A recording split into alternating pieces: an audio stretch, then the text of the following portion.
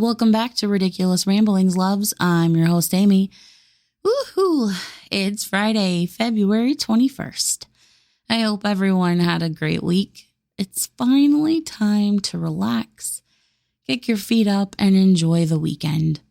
It's also time for the show to start. Now, let's get to it. Ooh, what a week this has been. The Midwest is still in a deep freeze and being pummeled by snow, which led me to a really random thought. Punxsutawney Phil. Is his real name Philip? Does he go by Phil to keep up with the cool kids? When did Phil become tasked with telling us if we're going to have 6 more weeks of winter? Thanks to our good friends at Google, not endorsing the show, I learned that Groundhog's Day isn't originally how people used to predict if they would have a longer winter season. Also, Phil originally wasn't a groundhog. The Christian religious holiday of Candlemas Day has now become most commonly associated with the current celebration of Groundhog Day. But its roots are much older than that. The celebration started in Christianity as a day when Christians would take their candles to the church to have them blessed. Christians felt this would bring blessings to their household for the remaining winter. As the time rolled by, it eventually evolved into a whole new thing. There's an English folk song actually about Candlemas, so there was no tune to go along with it, so we're just going to read the words. If Candlemas be fair and bright, come winter have another flight. If Candlemas brings clouds and rain, go winter and come not again. This interpretation of Candlemas Day became the norm for most of Europe. As you heard, there was no mention of an animal of any kind in the Candlemas song.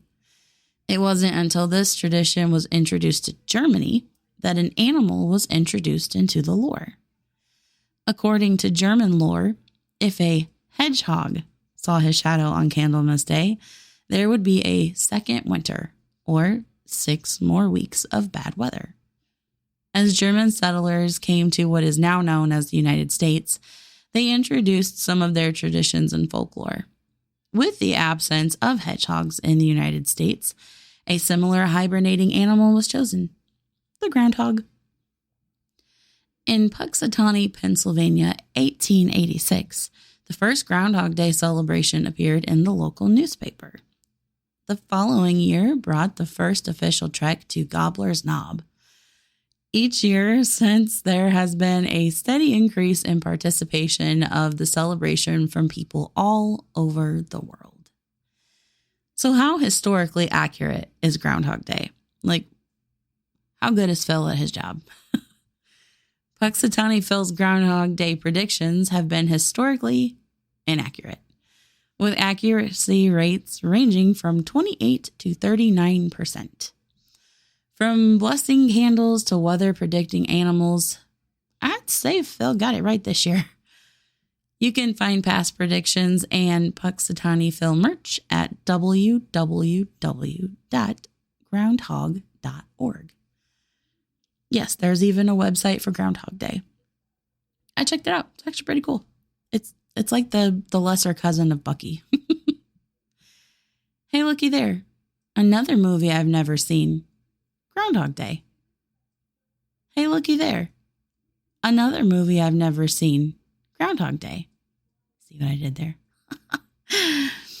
I've had a Groundhog Day situation going on with a song. It's not metal. It's not Bumpin' Uglies. I know, right? It's Cassius Culpepper's Jenny. Goodness, this man can sing. Whew. His sound is like blues and country had the perfect love child. Y'all should definitely check him out. It's almost March. You know what that means? New Bumpin' Uglies tour dates. See, I didn't forget about my Uggs. Definitely give the new mix on Optimism F Sharp a listen. You will click add to cart on those tickets so fast. Then I should also add some BU merch while you're there too. treat yourself. Life's too short to miss concerts and not rock some pretty sweet beanies. You can catch Bumpin' Uglies March 12th in Greenville, South Carolina with Treehouse. March 13th in Savannah, Georgia. March 14th through March 16th is the Reggae Rise Up Festival in Florida, St. Petersburg, Florida.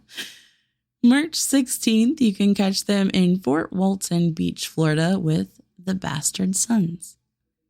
Since you're going to be online, why don't you mosey on over to Facebook and YouTube and like and subscribe so you can keep up with all things Riddickulous Ramblings. You know, I should do an episode where it's just like outtakes of me recording. Just a thought. Just another ridiculous rambling. You can also leave a comment, topic for discussion, or just a hey girl, hey. I would love to hear from you guys. Well, I think that about does it for today. I hope wherever you're listening from, you're doing well and staying warm. I hope you all have an amazing weekend.